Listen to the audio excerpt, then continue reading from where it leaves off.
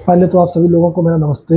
मैं गुरबाशीष अपने YouTube channel English with गुरबाशीष पे जो हमारी क्लासेस चल रही हैं और जो 11-12 की क्लास है उसका टॉपिक डायरेक्ट इनडायरेक्ट चल रहा है आपका। तो उसमें से जो एक अगला टॉपिक है डायरेक्ट इनडायरेक्ट का, वो है मस्ट का प्रयोग। बहुत सारे लोग ये नहीं समझ पाते हैं कि मस्ट को कब बदलते हैं कब नहीं बदलते हैं। तो उस हम डाउट को आज क्लियर करेंगे और बहुत सावधानी से करेंगे। तो इसलिए कोशिश यही करना कि चीज़ों को बहुत बेहतरीन तरीके से समझें। तो जो मस्ट का प्रयोग है, मस्ट का प्रयोग हम दो तरीके से डायरेक्ट इनडायरेक्ट में देखते हैं।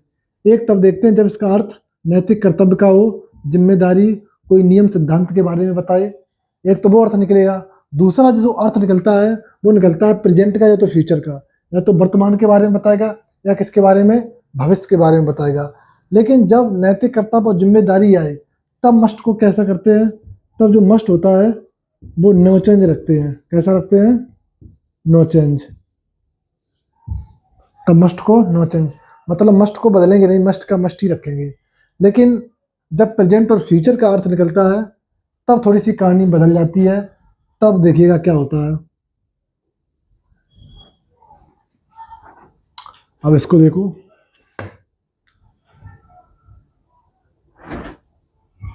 जब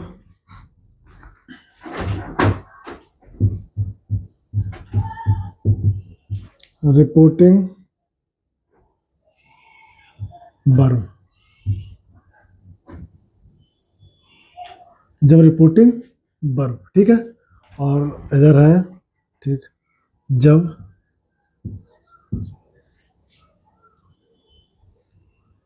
पहले किसकी बात कर लें?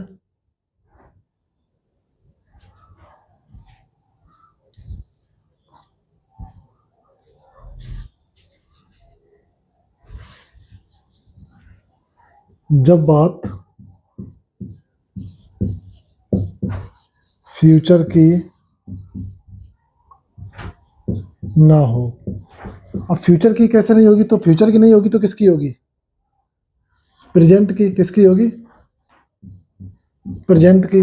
तो फ्यूचर वाले में अर्थ अलग पता चल जाएगा कि आने वाले कल की बात हो रही है, आने वाले सप्ताह की बात हो रही है, आने वाले परसों की बात। तो इस तरीके का जब अर्थ आएगा तब उससे फ्यूचर वाले का रेफरेंस होगा। जब नहीं आएगा तो प्रेजेंट का। तो तब समझो किस तरीके से होगा। तब रिपोर्टिंग वर्ब, कौन कौन सी रिपोर्टिंग वर्ब होगी? अगर वाक्य में से है या सेज है, ठीक, और बात किसकी हो रही हो? फ्यूचर की ना हो रही हो, तो सेज और सेज को किसमें बदलेंगे? हैज टू और हैव टू में। किसमें बदलेंगे? हैज टू और हैव टू में। अगर यहाँ पे वो सैड, क्या हो? सैड, तो किसमें बदलेंगे? हैड टू में। किसमें बदलेंगे? हैड टू में। दोबारा समझो, जब रिपोर्टिंग वर्ब प्रेजेंट टेंस में हो यानी कि फ्यूचर टेंस में ना हो और भाव किसका आ रहा हो? प्रेजेंट या फ्यूचर का, तब किस तरीके से बदलेंगे? तो अगर वाक्य में से या सेज आया है तो हैज टू या हैव टू में बदलेंगे, और सैड आया है तो किसमें बदलेंगे? हैड टू में। अब देखो, जब रिपोर्टिंग वर्ब, अब बात यही रहेगी, ठीक, ये वाली बात यही लिखनी है या नीचे आएगा, चलो आ जाएगा। जब, अब हम रिपोर्टिंग वर्ब को आर भी लिख रहे हैं, ठीक, जब रिपोर्टिंग वर्ब, जब रिपोर्टिंग वर्ब, जब रिपोर्टिंग वर्ब, ठीक, जब बात फ्यूचर की हो, किसकी हो रही हो? फ्यूचर की हो रही हो, तब देखो क्या रखेंगे?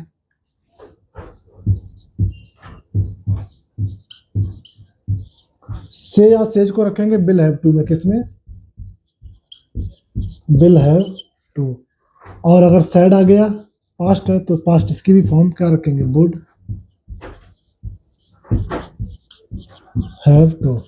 अब यहाँ पे देखो, एक नियम शुरू में लिखाया जाता है, जब वाक्य से या से जो रिपोर्टिंग वर्ब यानी कि प्रेजेंट में हो तब इधर बदलते नहीं। लेकिन क्या बदला है? बिल्कुल मस्ट को बदला, हैज टू में बदला, हैव टू में बदला।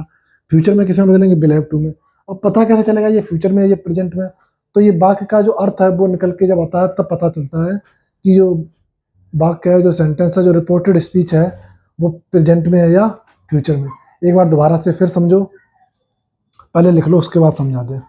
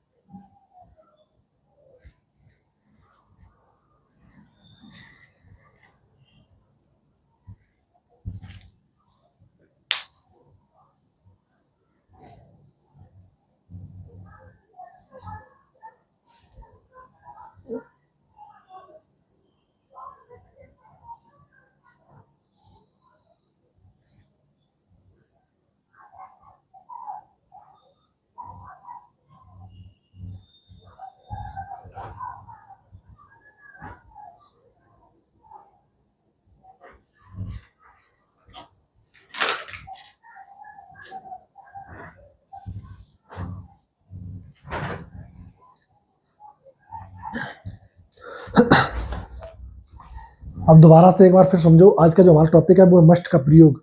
डायरेक्ट से इनडायरेक्ट में बदलते समय मस्ट को मस्ट भी रखते हैं, मस्ट को हैव टू में भी बदलते हैं, will have to, would have to, has to में बदलते हैं, लेकिन यही हमें पता नहीं होता है। तो यही हम आज एक बार फिर समझे कि मस्ट का अर्थ निकलता है वो दो तरीके से निकलता है, नैतिक कर्तव्य, जिम्मेदारी, नियम और सिद्धांत का।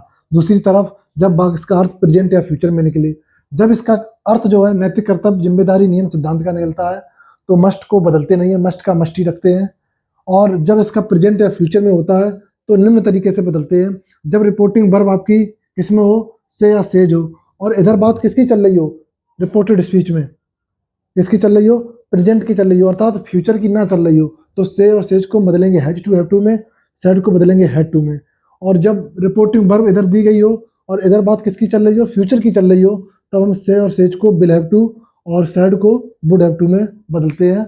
आइए कुछ एग्जाम्पल देखते हैं जिससे और चीज़ें क्लियर होंगी। जो आपके दिमाग में डाउट चल रहा होगा तो वो सब जो है खत्म किससे होता है, एग्जाम्पल से होगा।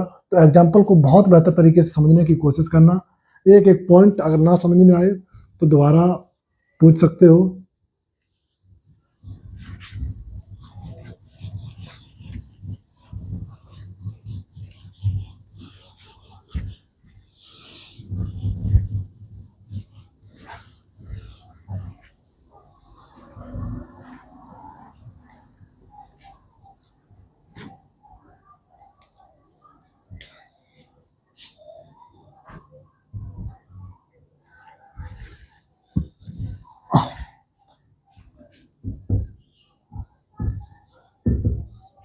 He said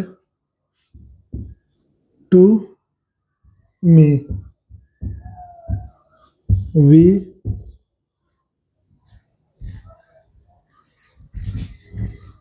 must respect our parents. He said to me, we must respect our elders, our parents. हमें अपने माता पिता का क्या करना चाहिए, सम्मान करना चाहिए, रिस्पेक्ट करनी चाहिए। तो ये नैतिक कर्तव्य वाली बात है या नहीं, आप ही बता दो, है कि नहीं है। जब बात नैतिक कर्तव्य की है तो मस्ट को कोई भी परिवर्तन नहीं करेंगे। तो क्या रहेगा, ही सेड टू के स्थान पे क्या हो जाएगा, टोल्ड, उसके बाद मी, कोमा डॉट कोमा की जगह दैट। एक नियम लिखाया था, जब बी का प्रयोग पूरे समाज के लिए हो तब हम नहीं बदलते हैं। तो बी का क्या रहेगा, बी रहेगा। मस्ट का क्या रहेगा, मस्ट रहेगा। उसके बाद रिस्पेक्ट आवर पेरेंट्स। एक एग्जांपल, दूसरा और समझ लो।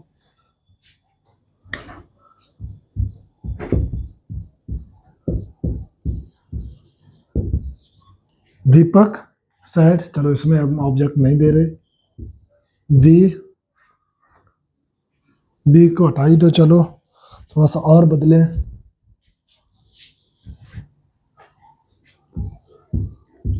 वन मस्ट लव वंस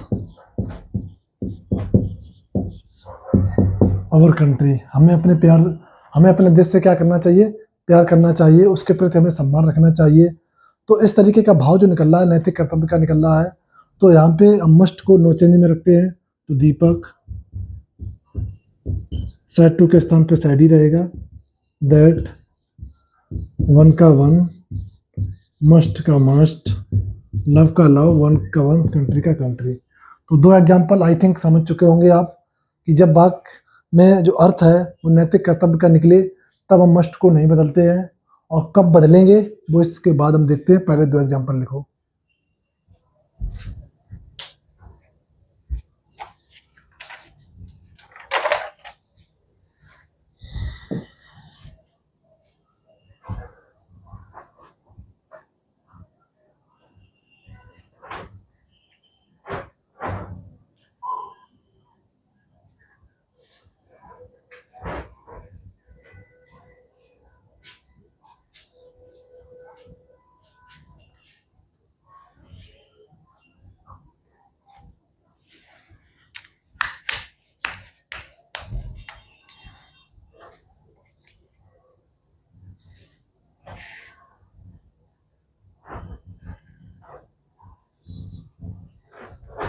हटा दे इसे।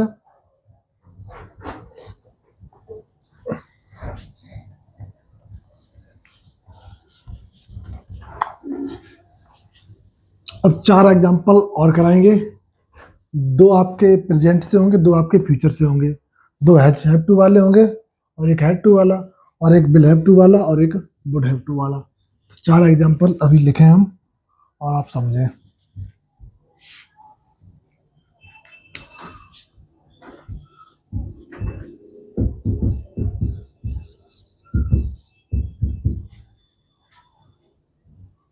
चलो पहले सेज वाला ही कर दो भाई।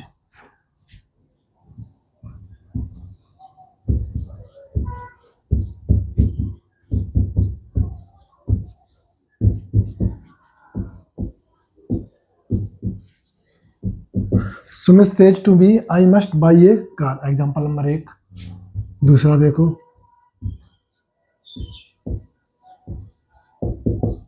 Sumit said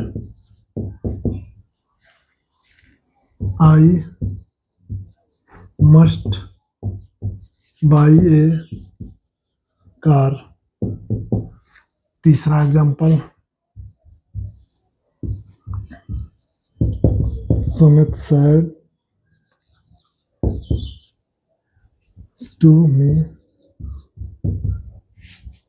I must buy a car next week.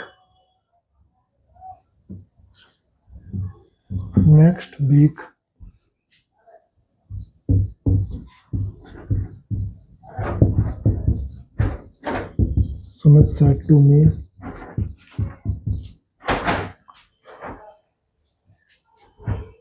I must buy a car next week। चार एग्जाम्पल और जिससे आपकी जो कंफ्यूजन है मस्ट के प्रयोग में बदलने की कि डायरेक्ट से इनडायरेक्ट में कब बदलते हैं, तो इस एग्जाम्पल के बाद, इन एग्जाम्पल के बाद आपकी जो कंफ्यूजन है वो पूर्णतः खत्म हो जाएगी। तो समझते हैं कैसे। लिखा है सुमित सेज, यह शब्द क्या आया, says. I must buy a car, मुझे क्या खरीदनी है, कार खरीदनी चाहिए। तो ये इसमें कोई भविष्य की बात नहीं हो रही है। क्या कोई शब्द दिया ऐसा, टुमारो दिया क्या, नहीं दिया। और कोई भी ऐसा शब्द जैसे हमें फ्यूचर की बात पता चले वो नहीं दिया है। तब हम क्या बदलेंगे, तो सुमित का क्या रहेगा, सुमित सेज का क्या हो जाता है, टेल्स। उसके बाद मी, कोमा की जगह दैट। आई के स्थान पे क्या आएगा, आई सब्जेक्ट है, सब्जेक्ट के अनुसार बदलेगा। सब्जेक्टिव केस, आई किसके अनुसार बदलता है, सब्जेक्ट के अनुसार। सब्जेक्ट क्या है, सुमित, तो क्या हो जाएगा, ही। अब मस्ट को देखो कैसे बदलेंगे। सब्जेक्ट एक वचन, तो हमने बताया था इधर सेज आए प्रेजेंट की बात हो तो किसमें बदलते हैं, हैज टू और हैव टू में। तो सब्जेक्ट एक वचन तो क्या आएगा, has to buy a car. नहीं समझे, दोबारा फिर समझो। सुमित टेल्स, क्यों किया, क्योंकि यहाँ पे सेज आया है। उसके बाद मी, दैट की जगह कोमा की जगह दैट, आई की जगह ही, क्योंकि सब्जेक्ट के अनुसार बदलेगा। अब मस्ट को हैज टू में इसलिए बदला क्योंकि इसमें कोई फ्यूचर की बात हो नहीं रही है। फ्यूचर की बात नहीं हो रही है, बात प्रेजेंट की हो रही हो। और यहाँ पे है टेल्स वाला नियम, यानी कि प्रेजेंट में है, तो प्रेजेंट में रखेंगे तो क्या हो जाएगा, हैज टू में। अगला देखो, सुमित, सेड टू के स्थान पे सेड, क्योंकि ऑब्जेक्ट नहीं दिया। उसके बाद दैट, उसके बाद आई के स्थान ही। अब देखो यहाँ पे इसकी पास्ट फॉर्म है, सेज की पास्ट फॉर्म क्या है, सेड। तो यहाँ पे मस्ट को हम किस में बदला है, हैज टू में। इसमें कोई फ्यूचर की तो बात है नहीं, तो हैज टू का अब यहाँ पे हैज टू तो करेंगे नहीं, क्यों नहीं करेंगे, क्योंकि यहाँ पर क्या है, सेड पास्ट फॉर्म है, तो पास्ट फॉर्म हैज की क्या होती है, had to buy a car. समझे, चलो अच्छी बात। Sumit says to me I must buy a car next week. हमें अगले वीक, अगले सप्ताह क्या खरीदनी चाहिए, एक नई कार या कार खरीदनी चाहिए। तो कौन कह रहा, सुमित कह रहा। अब बात इधर किस में हो रही है, सेज वाले में। तो सुमित सेज का क्या हो जाता है, टेल्स, उसके बाद मी, यहाँ पे कोमा, कोमा की जगह दैट। आई किसके अनुसार, सुमित के अनुसार क्या हो जाएगा, ही। मस्ट को आप समझो, बात किसकी चल रही है, नेक्स्ट वीक की, अगले सप्ताह की। फ्यूचर की बात है कि नहीं है, अगले सप्ताह की बात हो रही है। तो आगे आने वाला समय है, आगे आने वाले समय किस में जाते हैं, फ्यूचर में। फ्यूचर में जाएंगे तो किस में बदलेंगे, जब सेज दिया हो, विल हैव टू में। किस में,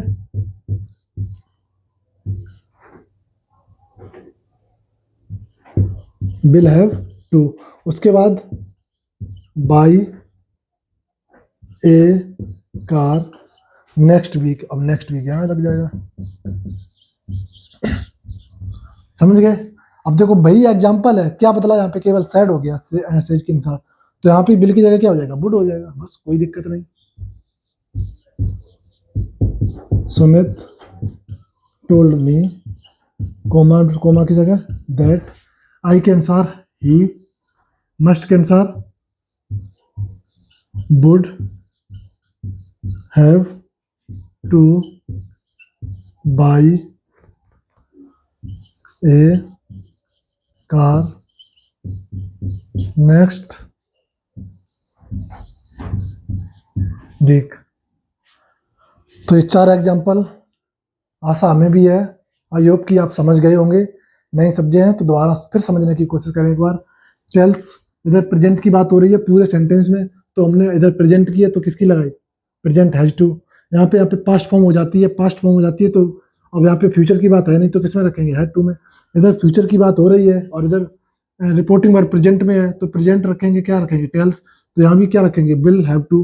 अब यहाँ पे पास्ट फॉर्म हो गई टोल्ड, यानी कि सैड का, तो यहाँ पे विल का क्या हो जाएगा, वुड। लिखिएगा।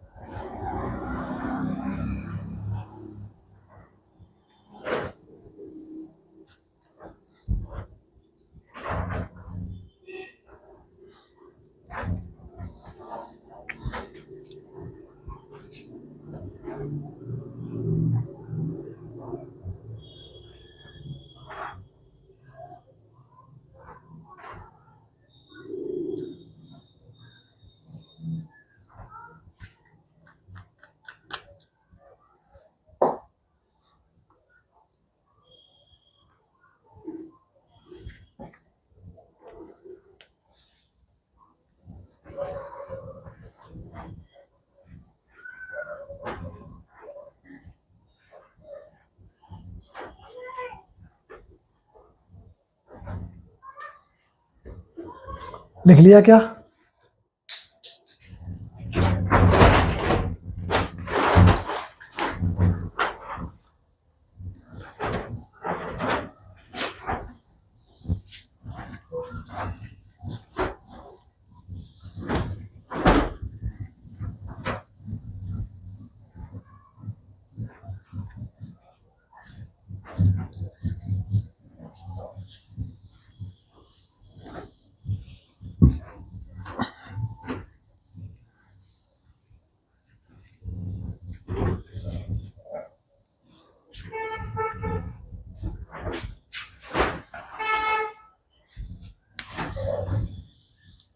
अब अगला नियम समझो।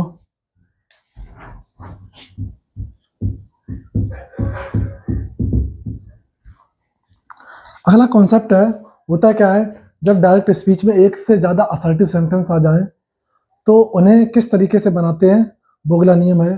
क्योंकि जैसे हमने कहा कि राम बाजार जाता है, ठीक, और राम स्कूल जाता है, तो ये दो असर्टिव सेंटेंस आ गए, तो राम बाजार जाता है और कहाँ जाता है, स्कूल जाता है। तो किससे जोड़ रहे, और से, यही शब्द जो है एंड से जोड़ेंगे किसे, असर्टिव सेंटेंस को, जब डायरेक्ट स्पीच में एक से ज़्यादा असर्टिव सेंटेंस आए।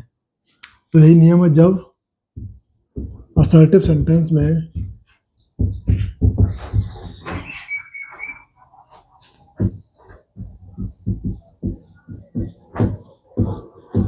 एक से ज़्यादा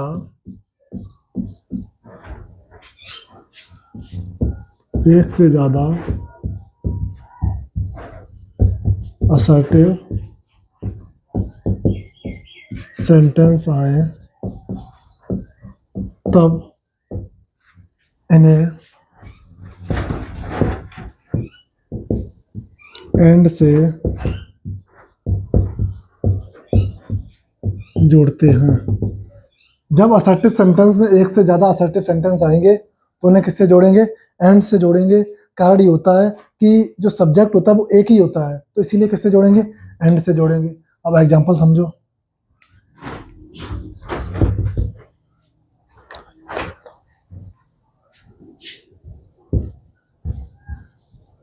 सी सैड, उसने कहा आई am tired.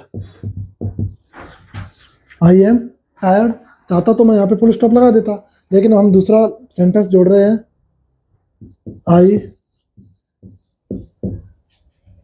I want to sleep. तो जो एग्जांपल है वो क्या है कि she said comma inverted comma I am tired full stop I wanted, क्या हो जाएगा, आई वांटेड, क्योंकि दोनों पास्ट में ही रखने हैं। तो आई वांटेड टू स्लीप, मैं थकी हुई हूँ और मैं क्या चाहती हूँ, सोना चाहती हूँ, स्लीप चाहती हूँ। तो देखो कैसे बनेगा, सी सैड, तो सी सैड, क्योंकि ऑब्जेक्ट नहीं दिया तो टोल लगाएंगे नहीं। उसके बाद दैट, आई किसके अनुसार बदलता है, सी के अनुसार, तो क्या हो जाएगा, आई किसके अनुसार बदलेगा, सब्जेक्ट के अनुसार, सब्जेक्ट क्या है, सी, तो सी इज एम आर बाजबर। उसके बाद टायर्ड, कोई दिक्कत नहीं, दिक्कत, दोनों को जोड़ेंगे किससे, एंड से, तो एंड से जोड़ दो। आई फिर किसके अनुसार बदलेगी, सी के अनुसार, तो क्या हो जाएगा, सी। अब वर्ब की दूसरी अवस्था किस में जाती है, हैड प्लस वर्ब की तीसरी अवस्था, तो हैड वांटेड टू स्लीप। नहीं समझ में आया, कोई दिक्कत वाली बात नहीं है। एग्जाम्पल ये लिख लो, दूसरा एग्जाम्पल और कराएंगे, अभी नीचे शायद आ नहीं पाएगा, तो उसके बाद आप और बेहतर तरीके से समझ पाएंगे।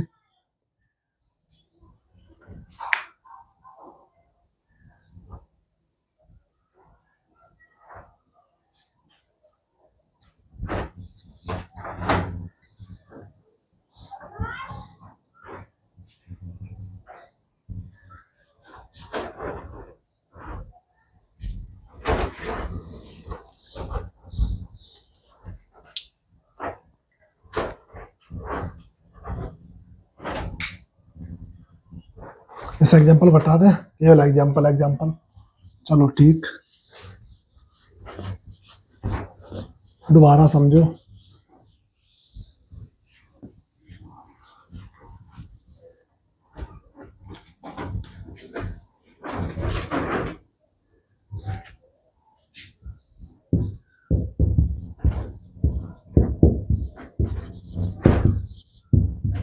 शिवानी सैड, ठीक, आई लाइक टी, मैं क्या पसंद करती हूँ, चाय पसंद करती हूँ, फुल स्टॉप। आई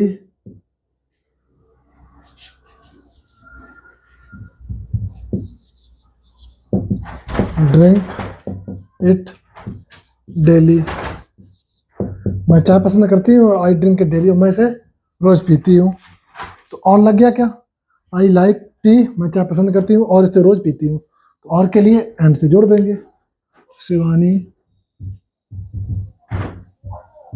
सैड के स्थान पे सैड ही रहेगा, दैट आई के अनुसार शिवानी जाएगा तो क्या हो जाएगा सी। और वर्ब की पहली अवस्था किसमें जाती है, वर्ब की दूसरी अवस्था, तो क्या हो जाएगा लाइक्ड। उसके बाद टी, जोड़ोगे किससे, एंड से। आई फिर किसके अनुसार बदलेगा, शिवानी के अनुसार, क्या हो जाएगा सी। ड्रैंक की दूसरी अवस्था, सॉरी ड्रिंक की दूसरी अवस्था ड्रैंक, उसके बाद इट, उसके बाद कोई दिक्कत क्या, किससे जोड़ दिया हमने, एंड से। तो जब भी दो सेंटेंस फुल स्टॉप यानी कि जुड़े हों, दो असर्टिव सेंटेंस, तो उसे जोड़ेंगे किससे, एंड से जोड़ते हैं, लिख लो। एंड से जोड़ने का कारण क्या होता है कि सब्जेक्ट कैसा होता है, एक ही होता है, क्योंकि देखो इधर भी सी किसके अनुसार बदला, शिवानी के अनुसार, ये भी किसके अनुसार बदला, शिवानी के अनुसार।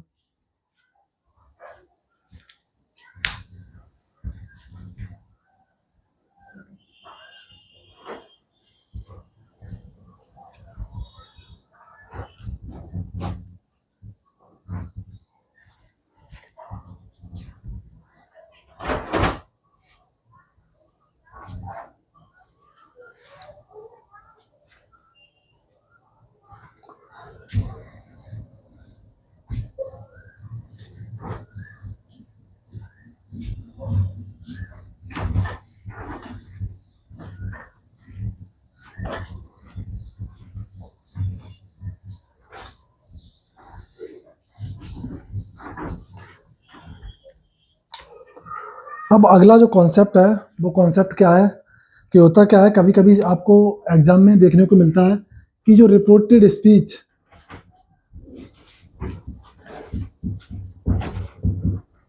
रिपोर्टिंग वर्ब पहले लिख लो, चलो रिपोर्टिंग वर्ब और reported speech,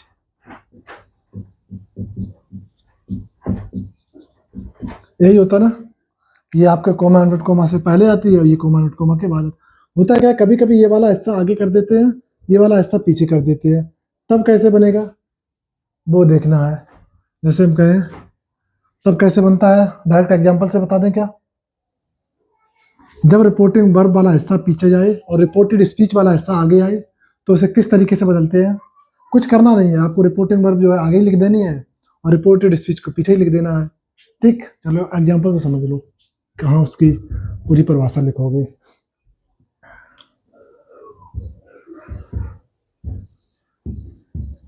He has done work,